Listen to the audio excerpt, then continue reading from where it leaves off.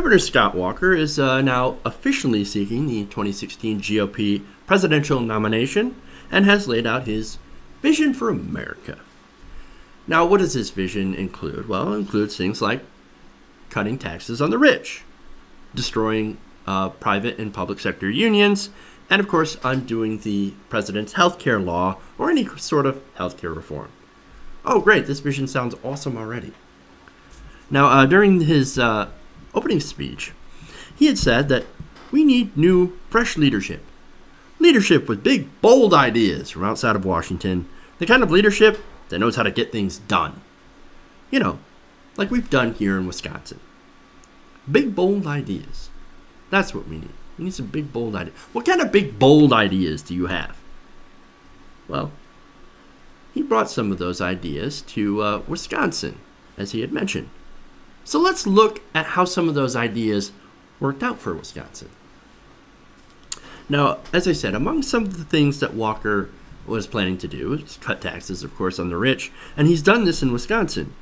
And he's also made huge spending cuts from, education, healthcare, as well as cutting taxes on the rich and getting rid of tax credits for the poor. So you've raised taxes on the poor, cut taxes on the rich. Oh, great. Sounds like a utopia. Now, this comes from the Milwaukee Sentinel Journal. Now, they report that Wisconsin's job growth, after all this, these different plans that Scott Walker has put into place, Wisconsin's job growth has been among the worst in the region. And income growth is one of the worst in the country. And it also has higher unemployment than a lot of other states in the area, especially Minnesota, which we'll get to them later. And of course, the budget is doing terribly. They've blown a giant hole in the budget. This is from the Milwaukee Sentinel Journal. Our transportation budget has a $75 million hole in it. Our healthcare budget is $760 million in the red. And that's all on top of a $1.8 billion general budget deficit. Added up, and Walker has essentially taken a balanced budget and turned it into a deficit nearly as large as the one that created by the worst economic disaster since the Great Depression. Ouch. Whew. Bold, huh? So those are your conservative policies, right? Big and bold outside Washington. Let's sink our state. Let's create a giant budget deficit and cut all the stuff that poor people need. And, anything that helps regular people become successful, things like education and healthcare. So that's what they did to Wisconsin. So what about Minnesota? Now, Minnesota is has a little bit of a rivalry with Wisconsin, and they went into actually a different direction than Wisconsin. Now, after the Great Recession, both states faced some serious issues, right? They both had high unemployment, huge deficits, and a pretty slow economy. Now, Wisconsin's unemployment rate was 9.2%, and the state was facing a $3.6 billion budget deficit. At the same time, Minnesota was dealing with 8.3% unemployment and a $2.6 billion deficit. So that's pretty bad, right? Now, in 2010, Scott Walker won the election and became governor of Wisconsin and started implementing some deeply regressive conservative policies. For example, cutting public education, refusing to expand Medicaid, raising taxes on the poor, and of course, shifting the costs of pensions and health care onto public employees. Now, Minnesota Governor Mark Dayton, who got into office at the same time, now remember, Minnesota was Republican before then. And until 2012, they had a Republican legislature. He went the other way. Mark Dayton took Minnesota in the opposite direction. Mother Jones reports that Dayton had targeted the top 2% with a huge tax hike. Quote, one of the largest hikes in state tax history.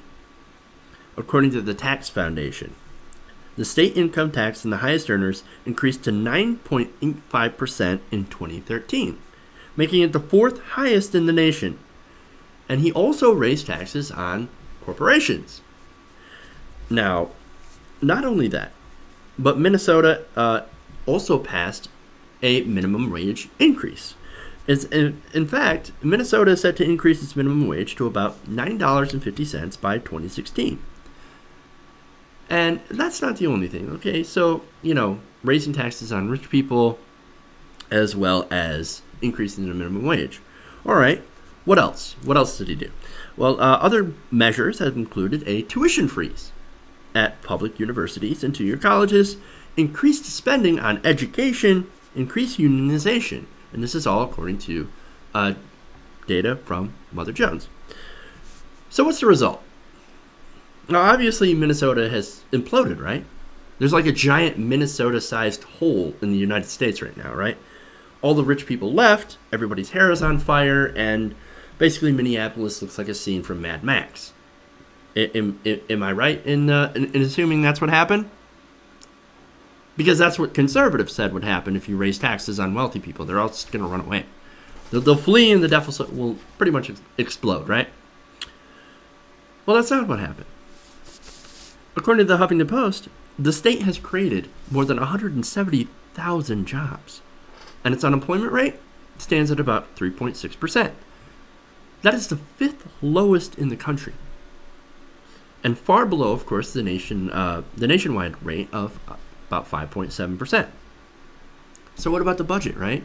They had to have blown a giant deficit, a giant hole in the budget and created just a huge deficit, right? The state government boasts a budget surplus of about $1 billion. Interesting. Minnesota Democrats balanced the budget while increasing investments to the state. They increased spending on public education by $485 million and college education by $250 million.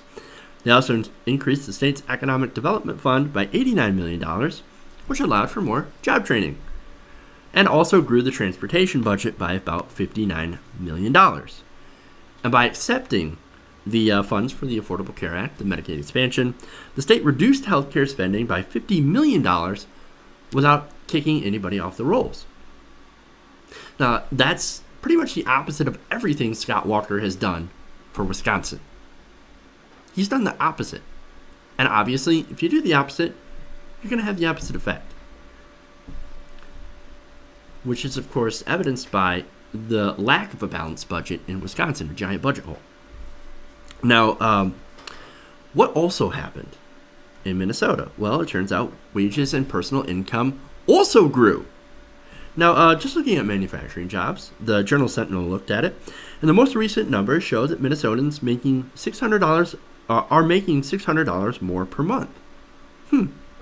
Their wage growth over the past year doubles Wisconsin. I thought it was going to be economic Armageddon. Turns out, not so much. Now, not only this, but an economic analysis, or I should say the Bureau of Economic Analysis in 2013 ranked Minnesota as one of the fastest growing economies in the country. Gallup also found economic confidence in the state to be the highest in the nation. And that liberal rag, Forbes, also considers Minnesota as one of the top 10 in the country for business. Business! No, wait a minute. I thought no company wants to go and do business in a state with high corporate and income taxes. I thought they're all going to relocate. I thought they're not going to do business in this state. Now, it turns out business is going to go where the customers are. Interesting. Amazing how that works. It's capitalism. Now, finally, Minnesota also ranks number 2 in quality of life. Quote, with its good schools, low poverty rate, and healthy populace, the state ranks second overall in Forbes' quality of life measurements. So are you saying that an educated populace that is also healthy helps increase basically quality of life measurements, and that actually helps the economy as well? Are you saying that happy, healthy, educated people contribute to a healthy economy? Communists. Okay, so I mentioned the surplus that they have. Now, I imagine in Minnesota, you've got to have high taxes on everybody, the poor, the middle class, and the rich, right? Everybody's just getting soaked. Well, it turns out that now with this surplus, Democrats in Minnesota are actually going to cut taxes. They're actually going to do another round of $500 million in property tax cuts for the middle class. Now, they also increased the state's earned income tax credit, created tax credits for child care, lowered local taxes again, and provided more money for education, seniors, and health care. And you know what? They also still had money left over from all of that to put $150 million into the state's rainy day fund. What now? Now look, I don't think that, the one governor, Mark Dayton, should get all the credit, and Scott Walker shouldn't get all the scorn, right? There are other factors at play, of course, right?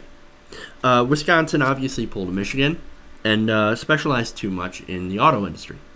Now, that kind of fucked them over in the end. I know, I live in Michigan. I've seen it firsthand happen to our state. Whereas Minnesota diversified its business, its industry base. So that's a significant portion, right? Now, Minnesota also heavily invested in education. And of course, education has always been, in our society, the great equalizer. You invest in education, you invest in your people, you're going to get better outcomes. If you do the opposite and just invest in already rich people, we're going to get what Wisconsin has. So basically, all of this shows that when you put it into practice, liberal economic policies, the type that says that you should invest in education, healthcare, workers' rights, and of course, lowering taxes on the middle class and working people, while actually raising them for the wealthiest in order to invest in the people, that not only helps the first two, but it also helps the rich. It helps wealthier people too. It helps everybody. Progressive policies work. When the rich do better, only the rich benefit. As we've seen in Kansas, as we've seen in Wisconsin. But when the poor and the middle class do better, even the rich do better. A rising tide will lift all boats. Maybe we need to get back to that. I mean, the Scandinavian countries, that's what they do. They invest heavily in the poor and the middle class. And guess what? There are still rich people there.